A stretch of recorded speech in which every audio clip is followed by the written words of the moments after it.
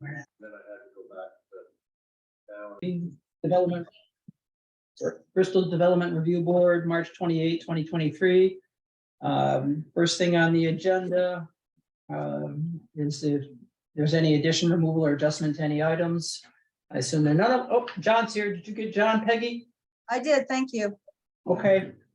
So new businesses, permit number 23-300 Livingston Farms located at 40 South Route 116, parcel number 060-259.12, requesting conditional use review for a new repair shop for the Bristol Unified Development Regulations, Article 3, Section 350. Alex Heisiger is the designer, is going to give us a brief overview of the project. All right, Alex, you're up. All right, so we got 35. So, hold on a second. So we're in C1. Oh, you want to swear people in? Yeah. Yeah. See, come on, Ted. Yeah, I was on it. You know. Raise your right hand. Repeat after me. I solemnly swear or affirm that this testimony I shall give before the zoning board of adjustment, development review board, shall be the truth, the whole truth, and nothing but the truth. Yes? Yes. Yeah. Thank you, fellas. So gang, this is in District C1. Okay, sorry, Alex. Yeah, no problem. So we've got a 3,500 square foot roughly workshop with a new gravel drive access from the same main road access of the current structures and buildings. We've got a new water line and a new wastewater system, wastewater system going to an existing wastewater system. You're coming off the existing drive, aren't you? Yes. Yeah, okay. It's not a, so this, I thought you said new drive, so this, No, that's a new extension of the gravel drive from. the okay, right, existing. right, okay. So a new water line from existing infrastructure, wastewater leading to an existing wastewater disposal system on site. And then a gravel wetland for stormwater treatment for the new impervious over on the eastern side. And you've got your stormwater approval already for that. We right? do, yeah. Yeah, okay. We've got stormwater approval, we've got wastewater and water approval. And I'm waiting on that 250. But that's pretty close as well. Okay. So this is a conditional use because it's a repair facility, which is a list of conditional uses under C1 on page 21. So you've given us an idea. This is going to be a steel building, Dave? Yes. Yeah. Do you want to see the pictures? Can we put the? Hey, you got the, Yeah. you got Does anybody have any questions for Alex on the site plan? Well, before we move on to the building? Sure. Okay, so give us a little overview of the building. You want to do that, Dave? Go ahead, Alex. Yeah, so steel frame, 3 bay entrance, Yeah, on the northern end. What's the footprint? 3,500 square feet, What by what? 70 by 50. Any one of those colors are an option. Yep. Did you choose one at that point? we haven't actually, but it's gonna be something that's gonna match all the other buildings. Yeah, So it, so it looks good. What's the height at the high point? 26 feet. It says on the next sheet up, I think. Okay, Yeah. Yeah, right there, over on the far right hand side, there's a 26.6 or something. Your eyes are better than mine are. I only know because I looked earlier today. 26.4. Yeah. Height is 26.4, Peggy? For height? Height, yep, at the high point on the front. 3 bays, steel building, you've got shown us the type of exterior with the color yet to be determined, but it'll match. Uh-huh. And then a little shed off to the left. Is that an entrance or? No, that's just for, for arts and Okay. tools, Yeah. et cetera. Yeah, okay. Organized storage. Anybody have any questions for Alex or Dave on the building itself? Yeah. I have a one quick- question. Go ahead, Tom. I was just gonna ask, Dave, is there a regular pedestrian door too, or just the 3 garage doors? Yes, there is a 3-0 door, yes. On the western side. What way off on the one end, or? Is the, Um, it would be on the north side. It'd probably be between one of the large doors. Or maybe on the left. I'm not exactly quite sure yet. Yeah, I think that's fine. I was just curious, is it gonna be a heated building or partially heated? So what we need is right now, we're presently running our equipment back and forth to Hardscrabble Road to work on it and so on and so forth, or sending it out to other people to have it repaired. And to make a long story short, we need a place on site to repair our own equipment. Me and the boys were all pretty handy on a wrench.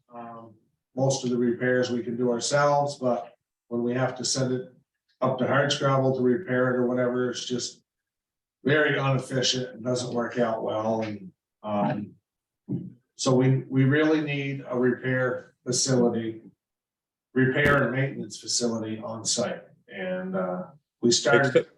Makes total sense to me. Josh? Go ahead, Josh. Yeah, Butler buildings and steel frame buildings are particularly bad at achieving Vermont's energy code. I'm just wondering who you've engaged to make sure that the building will meet energy code requirements. Who's going to be signing that affidavit? Can you respond to that, Alex? I'll get back to you on that one. I have it. Well, we are gonna go with radiant heat in the floor. We were gonna spray foam the inside and then insulate it on top of that. We want the building to be and we're gonna go with all LED lighting, etc. We want the building to be as energy efficient as possible because that's a fairly large building. And we don't want to spend any more money than we absolutely have to heat it because it's going to be there for a long time. We realize we're going to have to spend a little bit more extra money up front, but it's obviously going to be worth it in the long run. Are you GC? Yeah, that sounds like you may have a path there, but who's going to be signing the paperwork for the state fire marshal saying it meets energy code? Well, we've been through Act 250 and we are gonna be, I've already talked to the Department of Labor and Industry. And they are actually supposed to be coming in and visiting with us and looking at the project this week. I had a long conversation with the guy the other day and obviously it has to meet all of their requirements, the electrical requirements and so on and so forth. We, with us being under Act 250 jurisdiction, we have to pull electrical permit. We have to go through Department of Labor and Industry with everything has to be engineered by an architect and so on and so forth. So it meets all the snow loads and all the other criteria that Vermont. So you've engaged an architect to submit to the state fire marshal to affirm that you're going to be reaching the energy code. Is that what I'm hearing? Yes, but the state, first of all, all these steel buildings now, they have their own architects on staff and they meet all the building requirements. And that's one of the things I was discussing with the state the other day with the Department of Labor and Industry. And he was saying that all these steel building manufacturers now, they have their own architects on staff so that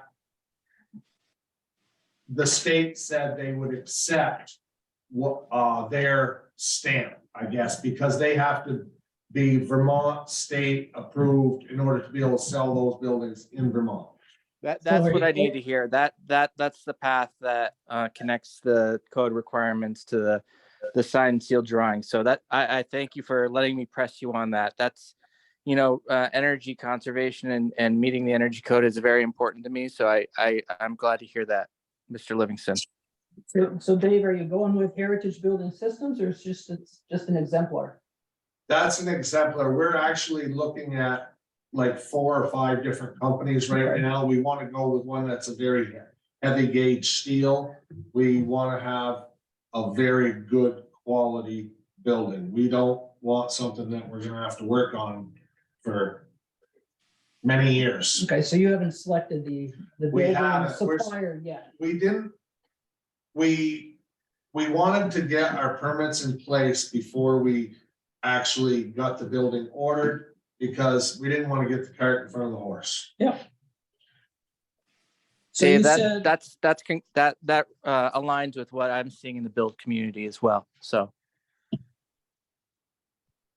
so Dave, you said you're gonna have radiant heat in the floor and you're gonna spray foam the walls and then what's in the ceiling? Is that, We're gonna spray foam the ceiling too, and then Ceiling we're and gonna sides? insulate over the top of that. And then sheathe it with white.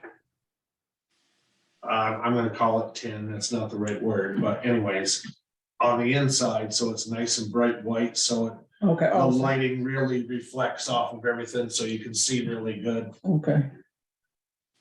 Got it. Any Are other, you going, go ahead. yeah, I just wanted to ask a question about, what are you gonna be repairing there? Your own stuff or other people's stuff? Just our stuff. Okay. No, we are not a repair shop. No.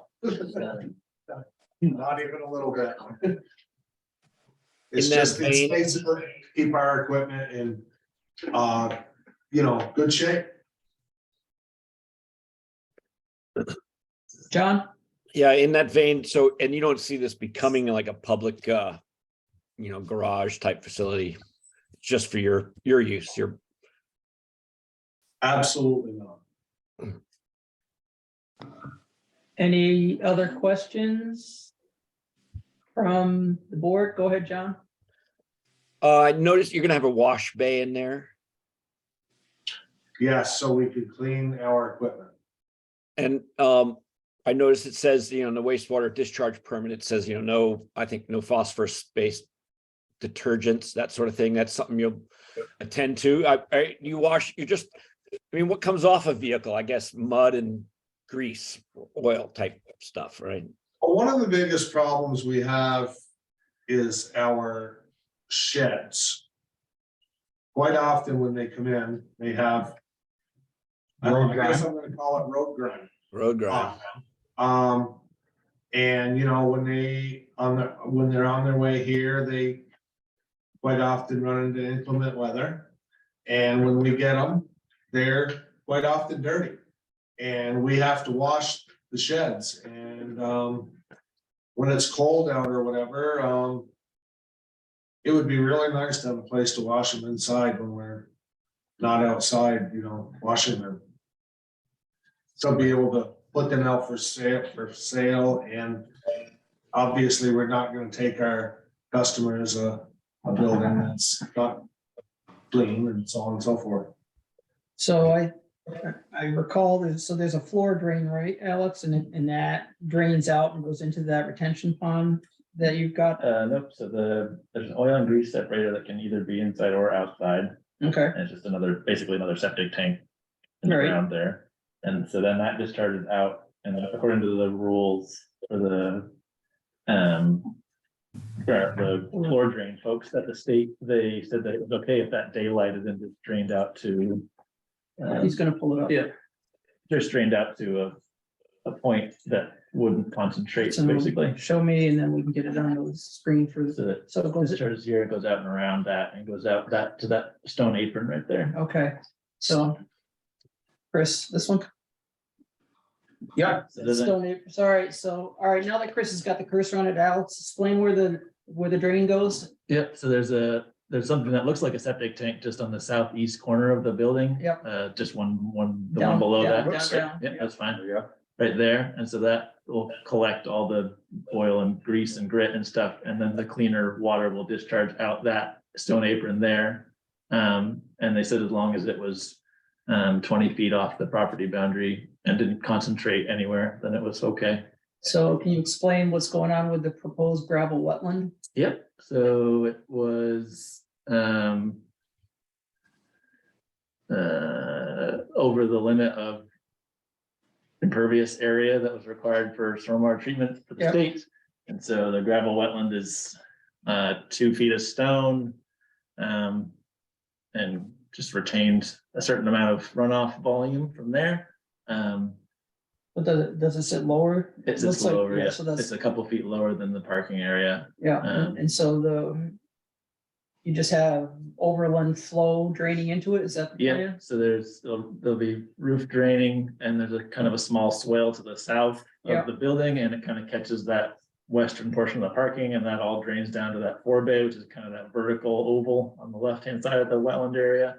And then that'll overflow into the actual gravel wetland itself. And then it just percolates in over time. Yep, and there is another overflow point with orifices that'll discharge anything over the 1-year storm, basically. Out to the, So what's going on here? so that's the 100-year overflow point. So, all right, so That's yeah. stone there, yeah. Yeah, and so that, with the 100-year event, so that channels water out to the ditch on this side, Route 116? Yes, Okay. And this state stormwater folks have blessed all this. they have. Okay. Any other questions on the building or the site plan? Yeah, another question. You guys have a swale shown on the south side of the building going to the storm retention pond. What happens when a tree grows in there? Are you planning any other vegetative buffers from the adjoining property? Which swale The southern South of the part, building. down Yeah. On the south side of the building? here? Gotcha. That was my assumption that there would be no tree growth in that area. Now, if I'm, correct me if I'm wrong, Alex. Doesn't this get inspected by the state every, does. like, what is it, once every 2 years or something? I think in theory, that's the idea, yeah. Yes, so obviously when the state comes and looks at it, if it's not up to their specifications. But the other side of that is, I'm sure you people have all looked around our business down there. And you've seen that we don't let things just Grow. grow up. And, we keep things neat and organized and so on and so forth, and if there's one way to raise my anxiety, it's a mess or something that doesn't look good. So what's the property to the south, Dave? Craig Brown owns the property to the south. So is that does that have the cranes on it and in his buildings? Yes, Okay. I mean, Is there a there's requirement for a vegetative buffer between properties? Oh, only if it was residential and that's a Yeah. commercial property. Yeah, not in C1. Okay, Oh, that's right, C1. okay, that satisfies my question. Thank you. Yeah, Any other questions before we go through the John have one for you? criteria? Go ahead, John. No, I'll wait for the criteria. Thank you. All right. We cover everything, Alex and Dave. We're gonna walk through the criteria that we have to discuss. We good? I have one Alright. quick question. Go. Is there a specific use that we're considering here? Repair. Repair. Okay, thank you. It's in the conditional use list for the C1 zone. Thank you. First. Where's the general conditions? 555? I Mm, mean, 355, sorry. Right.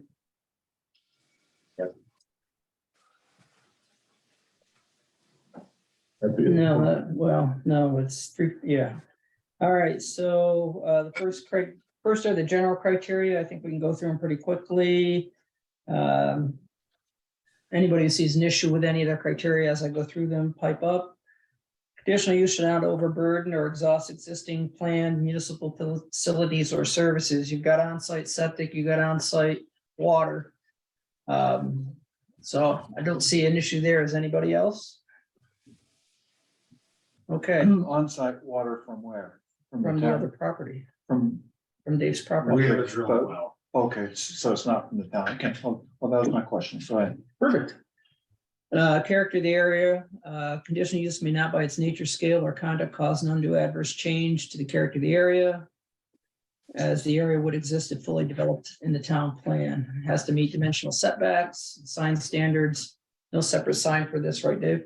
No, So we're in the C1 zone, commercial 1 zone, so this is where this kind of use is supposed to be.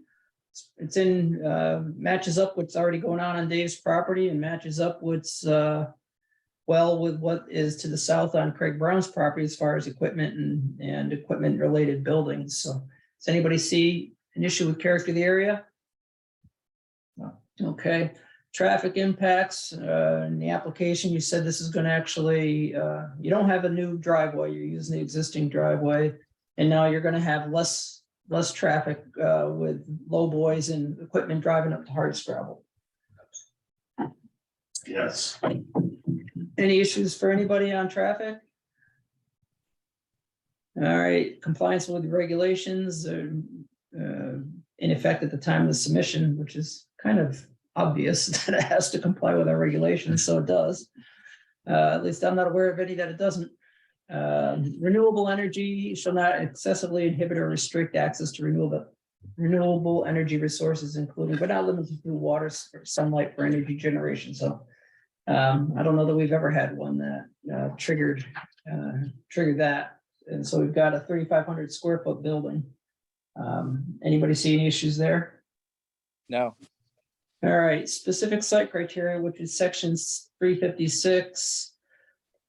The first one is demonstrate circulation between the site and street network is adequate to accommodate the proposed traffic. So it's basically on-site traffic. Anybody see any issues there?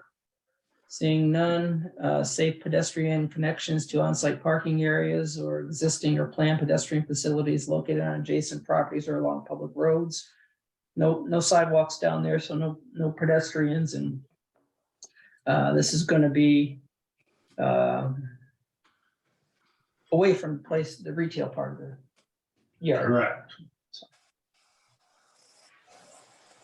All right.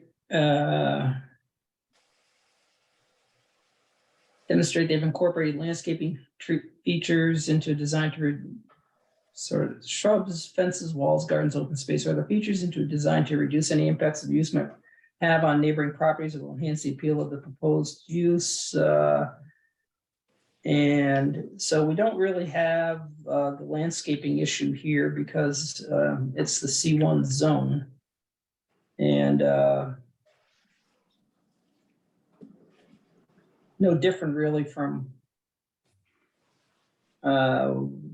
what's already existing when you travel on 116. Anybody see or have any concerns about number 3? Okay, no dumpster outdoors related to this, right, Dave? No, Okay, so we don't have any worry with 4. Building design should demonstrate how it fits within the character of the area. New construction should be compatible with design, scale, mass, height, with the significant buildings in the immediate area. So you've got Brown's facilities nearby, and you've got 2 or 3 outbuildings in addition to your office building, right? correct. We have 3 now. And there's a building just south of us, Which one? on the east side of the road. Yeah, that's Brown's too, isn't it? No? No, Just a little further down to see Kuzno and thank you. C and J. And then you run into Tommy Lathrop's building. So I mean, that whole corridor is all Yeah, simple so buildings. So steel buildings of this type are what's already there. So seems to fit within the existing character of the area. Number 6, And we're gonna take Dave at his word that he's gonna not make it an ugly color. Also gonna put on big overhangs and so on and so Oh. forth, rest of the You building up. It's not No, you- gonna be just a cookie cutter ugly steel building. You have a very attractive property and you keep it in good shape. And so I have total faith that you'll do the same. I will. So number 6 deals with the village planning area, and this is not in the village planning area. 7 is meet the stormwater requirements. They've got their permit. Any exterior lighting on this, Dave? Yes, but it's all gonna be downward facing. And that's what you have on the existing buildings, right? Yes. Yeah, all right, so the lighting will be consistent with the existing outdoor lighting, downward shielded. So noise Can we applies. stop on lighting for a second? Yep, So Dave, the best part of our small section in the bylaws on lighting is really, keep it on the property, if there's one good guideline generally for doing that. So downward facing is good, but maybe if it's downward facing but not shielded, so it's, if you can see a bare bulb from off the property, then that's your guide. I think that it's done. You know what I mean?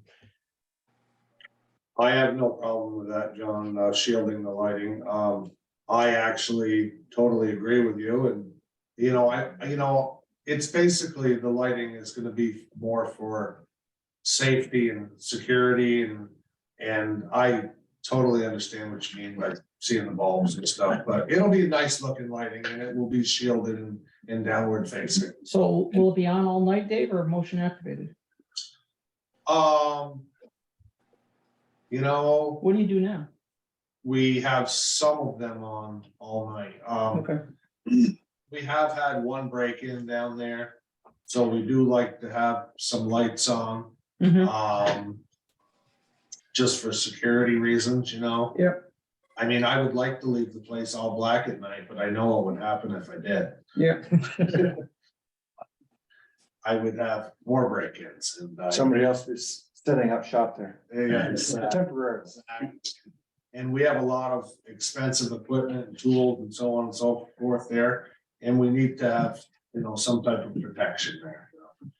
All right, so you're okay with downward and shielded? Yes. Okay. And you're not planning any additional flood lighting. No. Thank you.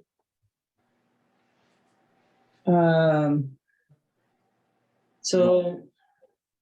7, 5. Yeah, 3, yeah, I 6. understand. Yeah, I know. No, sir. So there's no new signage, which is 10 hours of operation. So it's gonna be consistent with your existing business, Dave, and unless Yes. there's something that you gotta work on to get it on the road. Yeah, but hopefully that doesn't happen. So But no, Remind me what the 99.999% of the time, it'll be, during regular business yeah, operation hours. remind us so Peggy can get in the minutes what your business hours are. It is 8 to 4:30, Monday through Friday, 9 to 3 on Saturdays. Did you get that, Peggy? Yes, thank you. And it's also not as many hours in the winter. Right. All right. Mr. Chairman, and- Yes, sir.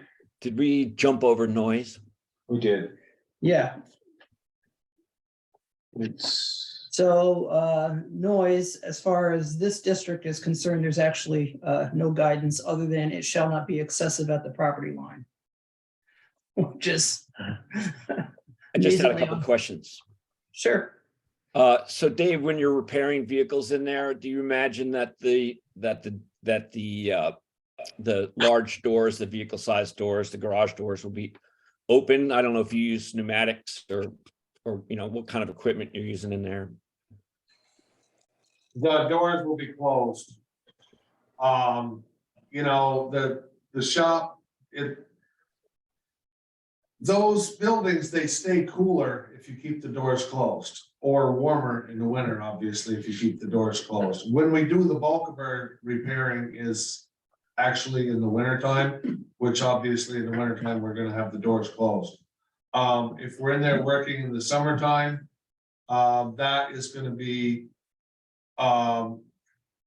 if something breaks down, it's not gonna be maintenance, it's gonna be an actual repair. But yes, the doors with those type of a building, like I say, it's gonna be cooler in the summertime with the doors closed. And we also are switching over to all electric power tools, which are very quiet. Compared to the old, air compressors and, air guns and so on and so forth, taking off tires, etc. Aside from taking off tires, where would you be having pneumatic tools? What would you be using Not pneumatics really, for? no. And if it was, it'd be, we might be fixing a shed or something in there and it's just the new electric type. Yeah. Nailers and stuff, which are very quiet. My other Any other- question, thank you Go on ahead, that. Jen. Yeah, your vehicles do they have hush beepers or whatever you call them, the non-beeping backup beepers? Some of our new vehicles do have the beepers, yes, which I believe by state law in a commercial setting, you can't dismantle those because somebody gets run over or something, you're obviously, and you've dismantled it, you makes you liable, I guess is a good way to put it.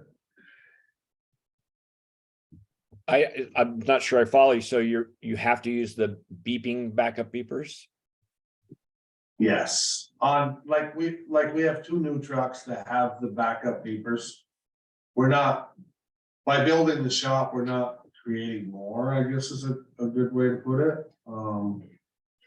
I guess I'm not quite sure how to answer that, John, I guess. And there's no requirement here or anything, but John, are you thinking there's a new were you making a distinction? well, there's those beepers that The go new shh, kind? shh, shh, shh. They meet the code for backup warnings, but they're just less offensive to everyone around. But Okay. and there's no rule you have to use those or anything in Bristol. That's certainly not the case. But if you, as you look forward to that, that's a great way you can get ahead of the curve of keeping your noise down. Think about those hush beepers. I hadn't even thought about that. That's actually a good idea, because I don't like to listen to them either. Yeah. I don't think anybody does. Anyway, Any other, just a side comment. Thank you.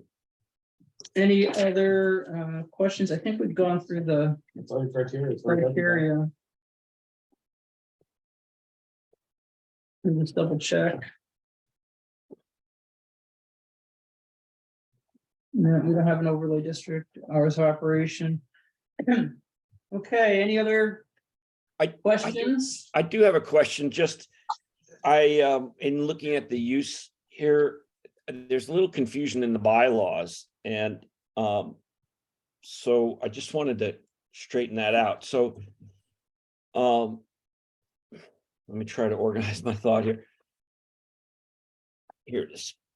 So under automotive uses, there's something called a vehicle service station. There's something else called a repair shop. In the definitions, it basically refers back to the vehicle service station. There is a definition for repair shop in the larger, for all the regs, but that is clearly not what's intended here. I think that's some little archaic anomaly in the regs. I don't know. Well, it says recreational vehicles and similar types of equipment. And But that aren't roadworthy, aren't licensed to drive on the road. So this would be more like a vehicle service station, I believe.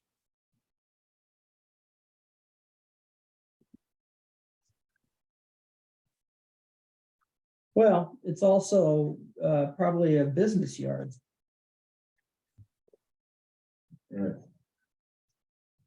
I think we should know what it is before we approve it. They're both a conditional, so like Yeah, they're all the vehicle different. service station would be they can't have a convenience store, but yeah, I mean, That's a separate Yeah. definition. right. So, It's for our own use, it's not for, like you're charging somebody. I think classifying it as a vehicle repair station would meet the definition, correct, John? Is that where you're going? Vehicle service station, I believe, is the correct term. Yeah, and which is fine. They're both, it's the same conditional use. It's just we call it out for what it is. Yeah, and I just throw a note in the file, Chris, that there is this sort of weird thing about there's a repair shop that's defined in the definitions, but it has nothing to do with vehicles. Nothing to Yeah. do with road vehicles. You know, it No, could be that's like good. ATVs and stuff, but that just seems to be something we ought to pay attention to in the planning commission. Yeah, I mean, I think it falls within both. It fits within business yard as well, maybe even better than it does for vehicle repair. I mean, it sort of falls under 3 because they have on-road vehicles that they might be repairing. They have things like excavator, like their mini excavator they might be repairing, which is an off-road vehicle. Right. And they may be repairing their sheds.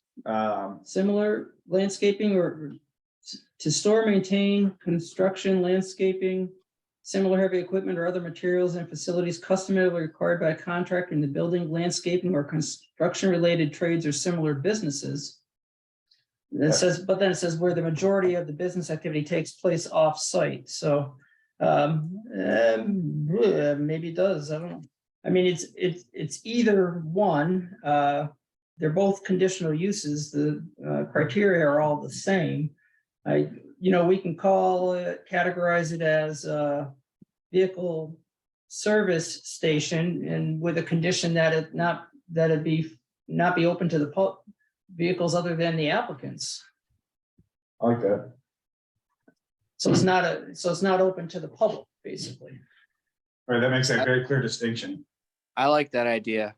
That's fine. I just think it needs to sit on one of our definitions as defined. That was a good catch, John. I hadn't looked at the definition of repair shop.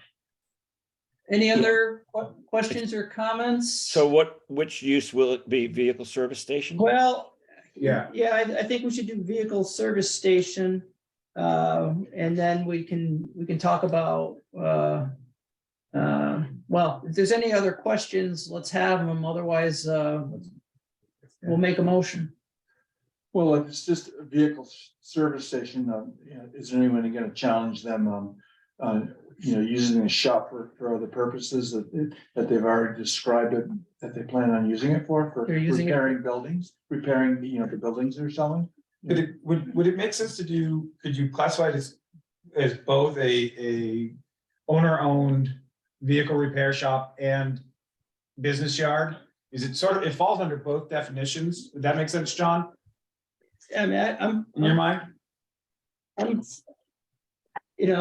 fine with it being a hybrid in this situation. Sometimes that, uses don't fit neatly in a box, and this There's one no- kind of there's straddles. There's no reason why we can't use both classifications, say that there are elements of both in there and do both. Well, and to Ted's point, we're gonna say what they can use it for. So if somebody, if the permit's issued, there's nobody here to challenge, but if the permit's issued, the permit's issued. That's that. Yeah. And John's made a good point, for note for the planning board. It could stand a little cleaning up next time they revise the bylaws. Absolutely. Yeah, well, I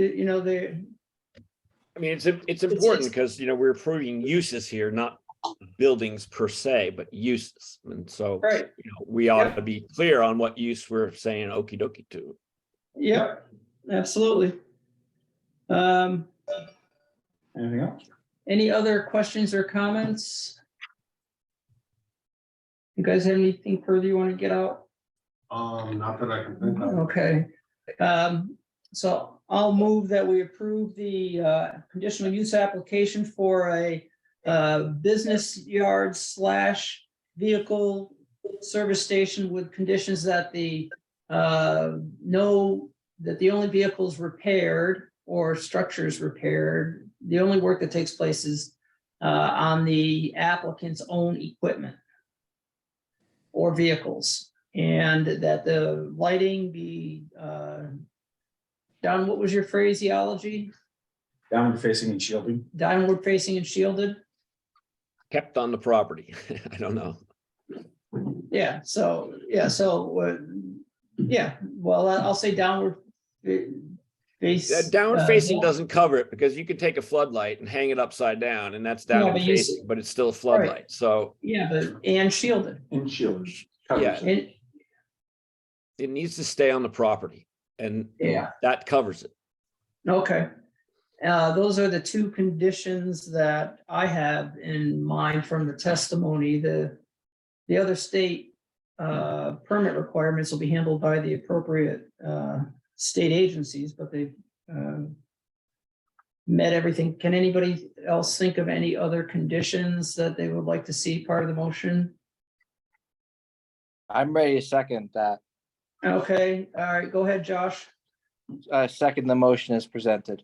So you have the conditions, Peggy. We have that it's not, the repair facility is not open to the general public. It's for the maintenance and repair of the applicant's own vehicles and equipment. Yep. All right, and so any other debate on the motion? Seconded by Josh. Okay, seeing none, we'll move to a vote. All those in favor? Josh, what are you doing? Josh says aye. So we've got Brenda. Brenda's a yes. Okay, so it's 6-0. So unanimous. So that's that. I'll get a decision written up, get it out. Thank you very much. Much Thank you. appreciated. Thank you Good for luck. coming with a well-done plan. Yep, yeah, nice job, Alex. Don't worry, we will not build an ugly building. Cool. Can't you use one of those buildings you got sitting around there already? I think you should clad it in some of your landscaping materials. Stone. The stuff an Stone. excavator in one of those buildings, I think it'd be coming through the side of it. All right, do we have anything else? We don't have, Just got- any- we have minutes? You have one set of minutes, I sent out. So we, We need those. Since I didn't have a packed email. Oh, I didn't get those minutes. Then let's defer that, I would defer that off then. I did not send them out for whatever reason, my error. Okay, all right, do we have anything else scheduled? Not a thing, you're good. Okay, hey, thanks, people. See you, thanks, Josh. guys. Appreciate Have a it. great night. Take care. Thank you. Yeah, you too. Good night. Night. I'm good. Thanks for getting me.